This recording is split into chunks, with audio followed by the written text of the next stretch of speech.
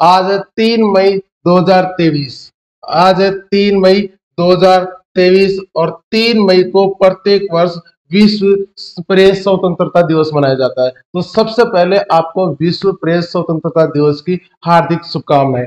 आगे चलते हैं, आज कौन कौन से क्वेश्चन है, कौन कौन सा करंट अफेयर्स था कल का, ये सभी चीजें देखते हैं। तो पहला क्वेश्चन आता है अपने पास में, क्या हाल ही में किसने राष्ट्रीय कांग्रेस पार्टी के अध्यक्ष पद से त्याग पत्र दिया है? तो इसका उत्तर है अपने शरद पवार साहब। कौन है? शरद पवार साहब महाराष्ट्र के हैं और महाराष्ट्र से ये आते हैं, महाराष्ट्र के मुख्यमंत्री भी रहे हैं। तो शरद पवार साहब के बारे में देखते हैं कि बारामती महाराष्ट्र से एमएलए चुनकर आते हैं। पहली बार उन्होंने ये एमएलए बने थे 1967 के अंदर। 1984 में ये लोकसभा सदस्य बने।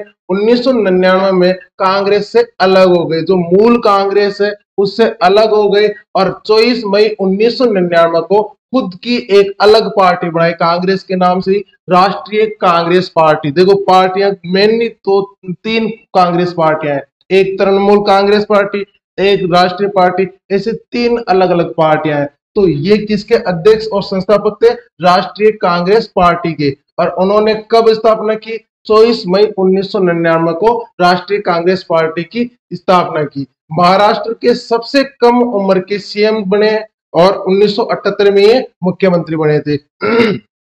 1991 से 99 में जब नरसिम्हा राव की सरकार थी, जब प्रधानमंत्री नरसिम्हा राव जी थे, उस समय ये उनकी सरकार में रक्षा मंत्री रहे थे, उनकी सरकार में ये रक्षा मंत्री रहे थे।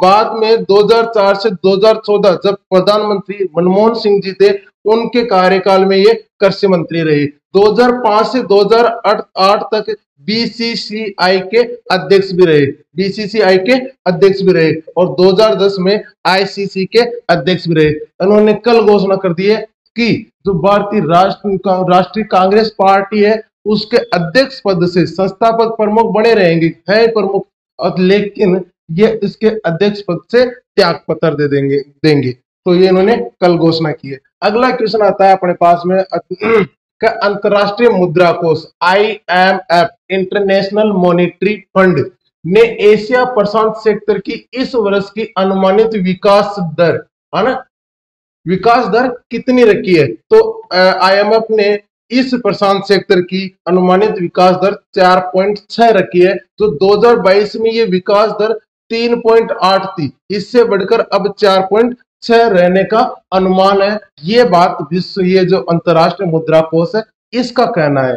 तो देखिए इन्होंने ये भी कहा कि ये जो प्रशांत सेक्टर है, एशिया का प्रशांत सेक्टर है, इसकी विकास दर रहने वाली है, पूरे विश्व की विकास दर नहीं रहने वाली, नहीं भारत की रहने वाली, जो पूरा एशिया प्रशांत सेक्टर है उसकी विकास दर रहने वाली है। और इसमें भी अंतरराष्ट्रीय मुद्रा कोष ने एक बहुत अच्छी बात कही है, भारत वालों को तो खुश होना चाहिए, अपने को तो खुश होना चाहिए, कि इन्होंने कहा कि जो भारत और चीन की अगुवाई में ये सब कुछ हो रहा है, ये जो विकास दर बढ़ रही है, जो ये डेवलपमेंट हो रहा है, मेनली विकास जो हो रहा है ये भारत के अगुवाई में हो रहा है और ये सबसे ज्यादा विकास दर भारत की रही है। ठीक है जी। अगला देखते हैं कि अंतरराष्ट्रीय मॉनेटरी फंड के बारे में देख लेते हैं।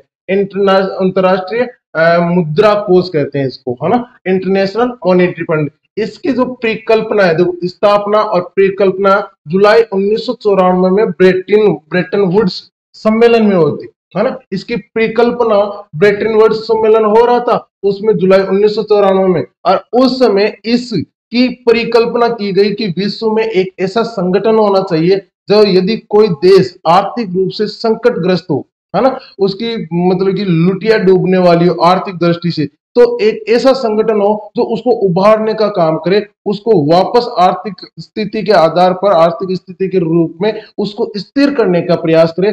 तो एक बात कब की गई? जुलाई 1994 में। किस सम्मेलन में? ब्रेटन वुड्स सम्मेलन में। फिर 27 सितंबर 1945 को, अगले साल ही इसका कार्य संचालन शुरू कर दिया गया। इसको ये इन्होंने, इस फंड ने काम करना ही शुरू कर दिया। ठीक है। आगे देखते हैं कि ये एक तरीका अंतरराष्ट्रीय वित्तीय संस्थान है ना। इसमें हर देश अलग अलग अपना फंड बनाते हैं और उसमें पैसे डालते हैं। जितना आपका पैसा होगा, जिस देश का पैसा होता है जितना अधिक होता है, उसी आधार पर और उसके वोटिंग शक्ति प्रदान की जाती है, वोटिंग पावर दी जाती है। और इसमें सबसे ज्यादा पावर है अमेरिका की। और अमेरिका ने सबसे ज्यादा पैसे डाल रखे हैं। अभी इसके 190 सदस्य देश हैं। इसका मुख्यालय है वाशिंगटन डीसी। एक चीज ध्यान रखना, वाशिंगटन एक शहर है और एक शहर और है वाशिंगटन डीसी। तो वाशिंगटन डीसी है ये अमेरिका की राजधानी है, और एक शहर है वाशिंगटन, वो अमेरिका का एक शहर है, साधारण सा शहर है। तो जो इसका मुख्यालय है वो वाशिंगटन डीसी में है, वाशिंगटन में नहीं है, वाशिंगटन डीसी में है। अगला इसका प्रबंधक निदेशक है क्रिस्टिना जॉर्जिवा, क्रिस्टिना जॉर्जिवा। और उप प्रबंधक निदेशक है गीता गोपीनाथ, भारत के हैं गीता गोपीनाथ इसके उप प्रबंधक निदेशक है। जिस दिन इसने काम करना शुरू किया था उसी दिन भारत ने भी सदस्यता ग्रहण कर ली थी। तो आईएमएफ की भारत ने सदस्यता कब ग्रहण की? 27 सितंबर 1945 को भारत ने इसकी सदस्यता ग्रहण कर ली थी। आगे देखते हैं कि आगे अगला कौन सा क्वेश्चन है कि हाल ही में चर्चा में रहा बंगाराम द्वीप कहां पर स्थित है? ये लक्षद्वीप में। कहां पे? लक्षद्वीप में। देखो एक बात सुनो मेरी, अगली जो G20 की बैठक है उसकी अध्यक्षता करने वाला है भारत, ठीक है, उसकी अध्यक्षता कौन करने वाला है? भारत करने वाला है। और G20 की जो मुख्य शिखर सम्मेलन होता है जिसकी अध्यक्षता करता है, जो देश उसकी अध्यक्षता करता है उसी देश के नेतृत्व में, उसी की अध्यक्षता में उस G20 की रूपरेखा बनाने के लिए कम से कम 100 बैठकें होती हैं, अलग अलग 100 बैठकें होती है। कितनी बैठकें होती है? 100 बैठकें होती हैं जो छोटे लेवल पर होती है ना, किसी किसी विभाग के प्रमुख के द्वारा 100 बैठकें होती है। अब इन 100 बैठकों में रूपरेखा तय की जाती है। तो जो G20 का शिखर सम्मेलन है उसमें कौन कौन सी बात रखी जाएगी, किन किन चीजों पे निर्णय लिया जाएगा, कैसे उस शिखर सम्मेलन का कार्य संचालन होगा, ये सभी बातें इन 100 बैठकों में की जाती है। तो देखो अभी कम से कम 30-35 तो शिखर ये सम्मेलन हो चुके हैं ऐसे, है ना, ये बैठकें हो चुकी है। तो आपको इतना याद नहीं रखना है कि कितनी बैठकें होगी, ये कौन सी बैठक कहां पे हो रही है। अभी बंगाराम द्वीप जो लक्षद्वीप में है, इस लक्षद्वीप में बंगाराम द्वीप पर G20 के तहत जो साइंस बैठक, साइंस 20 है ना, इस बैठक का क्या नाम था? साइंस 20 बैठक था, तथ्यपरक बैठक। साइंस 20 तथ्यपरक बैठक था, मैनेजमेंट बैठक थी, उसकी बैठक हुई है बंगाराम द्वीप में। कहां पे हो रही है? बंगाराम द्वीप। और ये कहां पर है? लक्षद्वीप में। आप इतना डीपली मत जाओ कि ये इतना कितने याद रखोगे, 100 है, एक नहीं 100 बैठकें होंगी। और अभी तक तो 20-25 बैठकें हुई है, तो अभी तक तो 100 बैठकें, लगभग 70 बैठकें होना बाकी है। तो कितनी को 100 को याद नहीं रख सकते। हाँ, लेकिन बंगाराम द्वीप पूछ सकता है क्योंकि ये चर्चा में आ गया है। तो बंगाराम द्वीप कहां पे? लक्षद्वीप में। तो आपको ये चीज ध्यान में रखना है। अगला क्वेश्चन अपना, DRDO ने किसके साथ मिलकर एयर ड्रॉपेबल कंटेनर 150 का सफल परीक्षण किया है? तो भाई साहब ये किया है भारतीय नौसेना के साथ मिलकर। DRDO और भारतीय नौसेना ने एक कंटेनर का सफल परीक्षण किया है जिसका नाम है एयर ड्रॉपेबल कंटेनर 150। तो इसके बारे में देखो मैं थोड़ा थोड़ा सा बता देता हूँ कि ये गोवा तट पे हुआ है। पहली बात तो ये समझो कि ये होता क्या है एयर ड्रॉपेबल कंटेनर 150। देखो इसमें होता क्या है कि अभी मान लो कि ये स्थल है और ये कोई समुद्री क्षेत्र। अब कोई युद्धपोत यहाँ पे खड़ा है, युद्धपोत कहाँ पे खड़ा है? यहाँ पे ये कोई युद्धपोत खड़ा है। अब इस युद्धपोत में खाद्य सामग्री की जरूरत पड़ गई, कोई कल पुर्जे की जरूरत पड़ गई, या कोई अन्य आवश्यकता पड़ गई। तो पहले क्या होता था कि ये जहाज यहाँ आता तट पर और फिर यहाँ से सामान उठाता, पिकअप करता और फिर वापस जाता और यहाँ पर निगरानी करता। अब इस एयर ड्रॉपेबल कंटेनर 150 के बाद में अब क्या होगा कि कोई भी एरोप्लेन यहां से ये सामान उठा के यहां जाएगा और इसको देके वापस लौट आएगा। तो इससे क्या होगा, एक तो जो समुद्री सुरक्षा होगी वो बहुत ज्यादा प्रभावशाली हो जाएगी। दूसरी चीज कि ये जो आने जाने का खर्चा है एरोप्लेन से कम आएगा, तो ये जो आने जाने का समय है ये बहुत कम हो जाएगा और जो सुरक्षा पद्धति है वो और ज्यादा प्रभावी हो जाएगी। तो इन चीजों को आप, तो ये चीज अभी सफल परीक्षण किया है। किस किसने किया है? DRDO और भारतीय नौसेना ने मिलकर ये परीक्षण किया है। आगे देखते हैं, गोवा के तट पर हुआ है। ये कहां पे हुआ है? गोवा तट पर। और जो विमान का यूज किया गया है वो IL-38SD विमान का यूज किया गया है। इतना डीपली मत जाओ, इतना याद भी रखने की जरूरत नहीं है, बस आपको ये याद रखना है कहां पे हुआ है? गोवा तट पर हुआ है। और किस किसने मिलकर किया गया है? ये पूरी तरह से DRDO के द्वारा निर्मित है।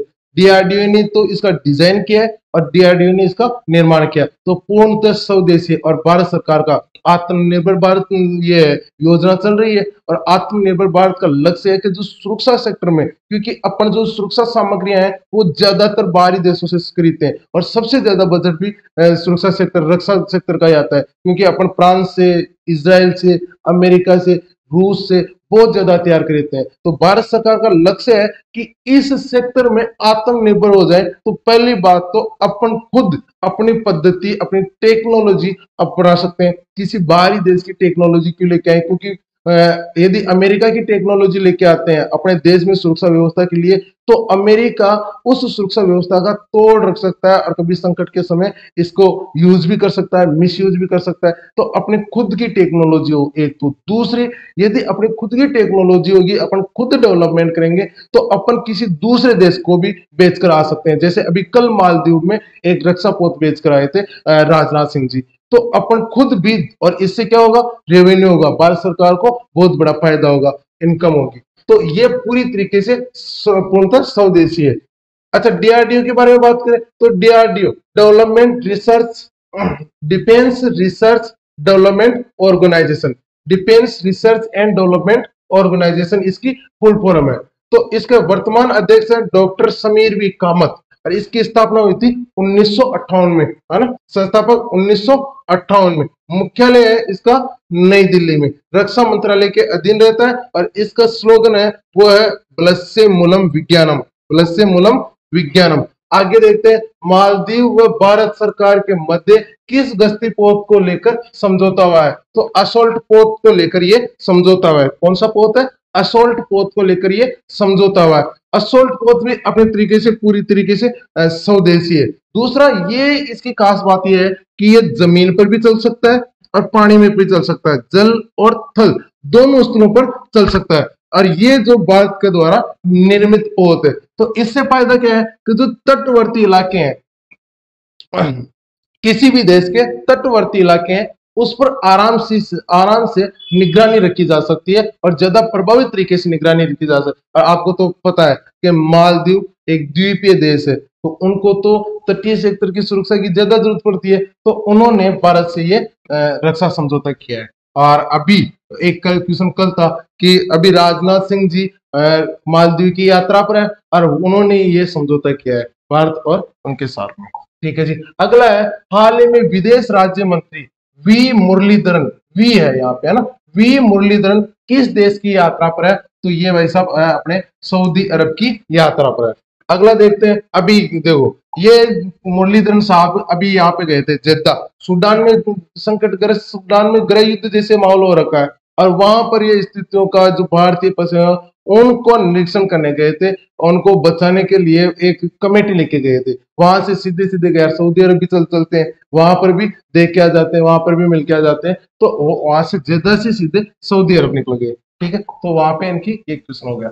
अगला है, भारतीय कुश्ती महासंघ, है ना, भारतीय कुश्ती महासंघ के अध्यक्ष जो हाल ही में उत्पीड़न, यौन उत्पीड़न मामले को लेकर चर्चा में है, तो ये है ब्रिजभूषण शरण सिंह जी, ब्रिजभूषण शरण सिंह जी। अभी हाल ही में यौन उत्पीड़न, देखो भारतीय कुश्ती महासंघ भारत में कुश्ती का सबसे बड़ा शासी निकाय है, यही कुश्तियों का आयोजन करवाता है ना, सब कुछ कुश्ती से रिलेटेड सब कुछ। और इसके अध्यक्ष है ब्रिजभूषण शरण सिंह जी।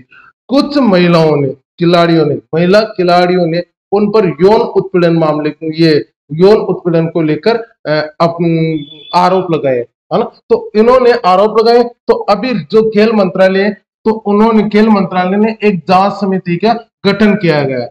अभी इनकी बात करें तो यूपी, ये ब्रिजभूषण सिंह जी यूपी के गोंडा जिले से आते हैं और केसरगंज लोकसभा सीट के से ये एमपी बन के आते हैं।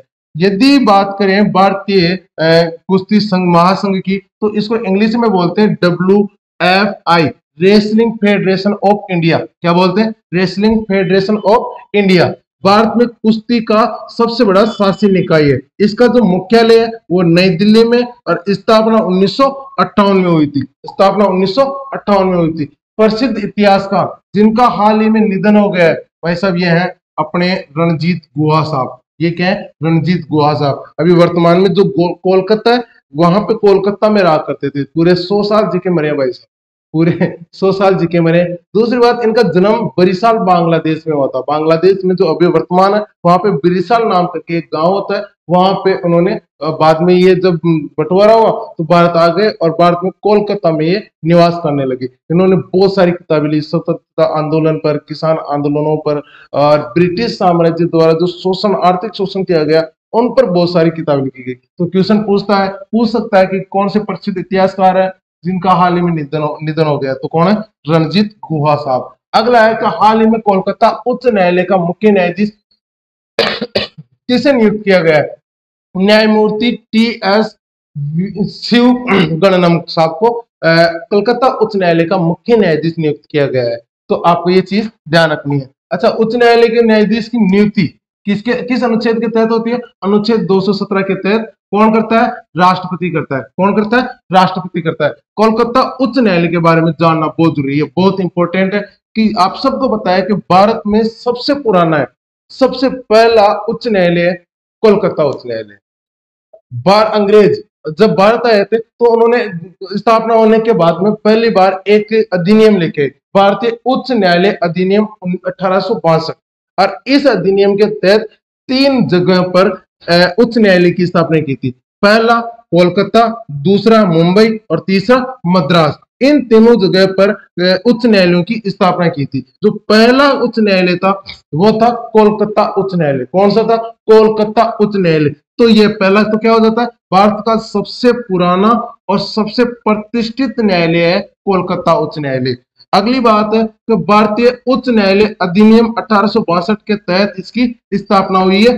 1 जुलाई 1862 से ये काम करना शुरू कर दिया था।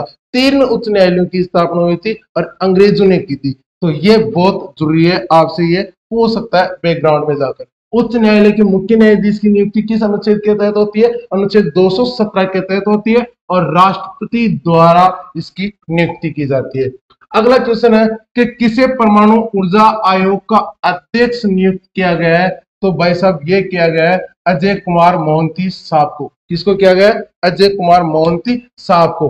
तो ये पहले बार्क के निदेशक थे, बाबा एटॉमिक रिसर्च सेंटर के निदेशक थे। अभी इनको परमाणु ऊर्जा आयोग का अध्यक्ष नियुक्त किया गया है। आगे देखते हैं कि ये भौतिकी वैज्ञानिक है, प्रसिद्ध भौतिकी वैज्ञानिक है। बाबा एटॉमिक रिसर्च सेंटर इसका पूरा नाम है। इसकी स्थापना हुई थी 1954 में। मुख्यालय इसका ट्रोम्बे, मुंबई में एक जगह पड़ती है ट्रोम्बे में इसका मुख्यालय। संस्थापक होमी जहांगीर बाबा इसके संस्थापक थे। कौन थे? होमी जहांगीर बाबा इसके स्थापक थे बार्क के। ठीक है।